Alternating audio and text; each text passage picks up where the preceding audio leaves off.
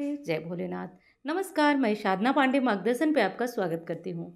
दोस्तों, मैं बात करने वाली हूँ नवरात्रि के अंतिम दिन देवी सिद्धिदात्री की पूजा कैसे करना चाहिए। और एक चीज़ स्पष्ट रूप से आप लोग जान लीजिए कि आपने नवरात्रि में जितने दिन पूजा किया, अर्चना किया, अपने मन वांछित कामना के लिए मंत्र जपा, अब वो दिन है जिस दिन आप कुछ विशेष करके माता सिद्धिदात्री की कृपा प्राप्त कर सकते हैं। तो नवरात्रि का अंतिम दिन है, बहुत विशेष दिन है। ये भी जानेंगे कि पारण किस मुहूर्त में करना है, कलश विसर्जन कब करना है। तो दोस्तों, चैत्र नवरात्रि के 9 दिन माँ दुर्गा की सिद्धिदात्री रूप की पूजा होती है। माँ सिद्धिदात्री की पूजा अर्चना से सभी तरह की सिद्धियाँ मिल जाती हैं और मनुष्य इस लोक में और परलोक में दोनों ही स्थानों पर बहुत ही सुख की प्राप्ति करता है।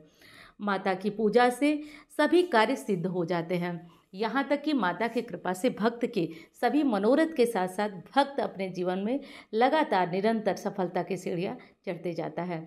माँ दुर्गा के इस स्वरूप की पूजा ऋषि, मुनि, यक्ष, गंधर्व, दानव, दैत्य, किन्नर, गृहस्थ सभी करते हैं।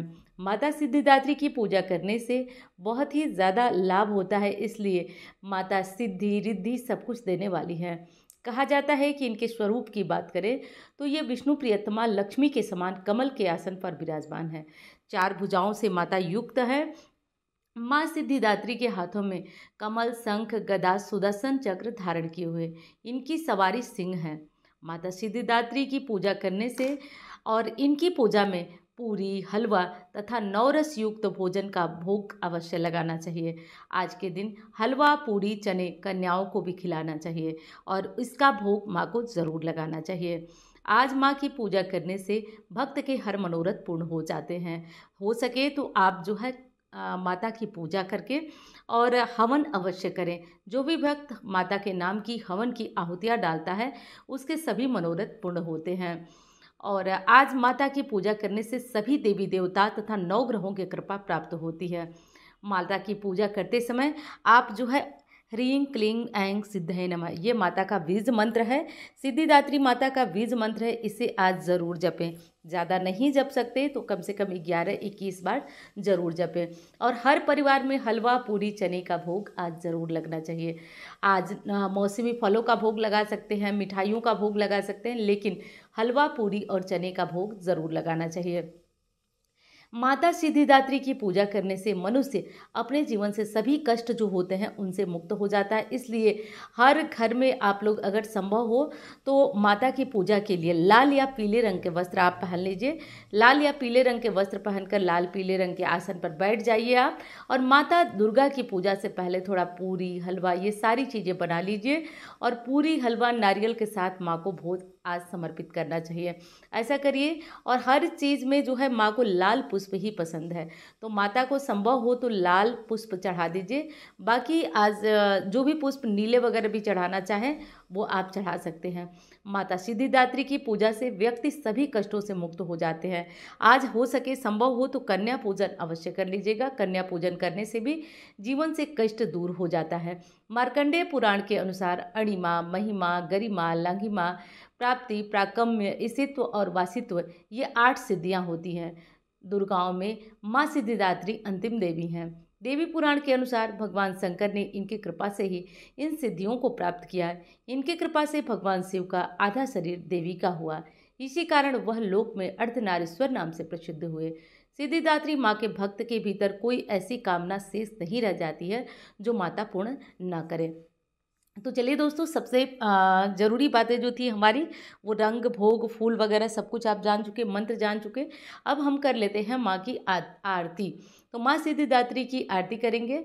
जय सिद्धिदात्री माँ, तू सिद्धि की दाता, तू भक्तों की रक्षक, तू दासों की माता। नाम तेरा लेते ही मिलती है सिद्धि, नाम तेरा लेते ही मन की होती है शुद्धि। कठिन काम सिद्ध करती हो तुम, जब हाक सेवक के सिर धरती हो तुम। तेरी पूजा में न कोई विधि है, तू जगदम्बे दात्री, तू सर्व सिद्धि है। रविवार को तेरा सुमिरन करे जो, तेरी मूर्ति को ही मन में धरे जो। तू काज उसके करती है पूरे, कभी काम उसके न रहे अधूरे। तुम्हारी दया और तुम्हारी यह माया, रखे जिसके सिर पर माया अपनी छाया। सर्व सिद्धि दाती है वह भाग्यशाली, जो है तेरे दर का ही अम्बे सवाली। हिमाचल है पर्वत जहाँ वास तेरा, वहाँ नंदा मंदिर में है वास तेरा। मुझे आसरा तेरा माता, भक्ति तू है सवाली तू, जिसकी दाता तू ही है माँ। ये था दोस्तों माता सिद्धिदात्री की आरती। अब चलिए हम लोग जान लेते हैं कलश विसर्जन और पारण की सही और संपूर्ण विधि क्या है। लेकिन दोस्तों उससे पहले ये बता दूं कि अगर आपके मन में भी बहुत सारे प्रश्न हैं, आप परेशान हैं, तो आज रात को यानी कि 16 तारीख को रात को 8:30 बजे मैं लाइव जुड़ रही हूँ। टाइम होगा तो जुड़िएगा, तो कुछ विशेष बातें भी होंगी और आपके प्रश्नों का जवाब भी होगा। तो टाइम हो तो ज़रूर जुड़िएगा। कलश विसर्जन करने का जो शुभ और सही मुहूर्त है दोस्तों वो है नौवीं में जो है कलश को केवल हिलाया जाता है, जो कि मैं आपको एक और वीडियो में बता चुकी हूँ और विस्तृत बता चुकी हूँ। आप डिस्क्रिप्शन में उसका लिंक डाल दूँगी। और दूसरी कि 10वीं में पूरी तरह से कलश को हटाया जाता है। कलश हिलाने का मतलब विसर्जन माना जाता है। और दूसरी चीज़ कि पारण, और पारण का क्या मुहूर्त है, तो जो लोग अष्टमी का व्रत किए हैं वो 9वीं में कन्या पूजन करें या माता की छोटी सी पूजा आरती के बाद हवन करके और भोजन कर सकते हैं, या फिर सभी काम आपके अष्टमी में कन्या पूजन हवन सब कुछ खत्म हो गया तो आप अष्टमी के व्रतधारी 9वीं में पारण कर सकते हैं। लेकिन जो लोग 9 दिनों का व्रत करते हैं वो जो है अष्टमी 9वीं और मतलब पूरे दिन व्रत रखेंगे 9वीं में। कुछ लोग जो है इस बात को मानते हैं कि 9वीं के दिन शाम को दोपहर तक जब पूजा हो जाए तो भोजन कर लेना चाहिए, परंतु ऐसा नहीं होता है दोस्तों। वैदिक शास्त्रीय रीति है कि आप 9 दिन 9 रात्रियाँ आराम से अपना व्रत करें, उसके बाद अगले दिन 10वीं में पारण करें। तो 10वीं में ही पारण करिएगा। उम्मीद करती हूँ कि ये जानकारी आपको बहुत पसंद आएगी। लाइव 8:30 बजे आऊँगी। कोई भी प्रश्न है तो जुड़िएगा ज़रूर और विशेष बातें होंगी। तो चलिए अब मिलती हूँ अन्य वीडियो में। धन्यवाद। हर हर महादेव।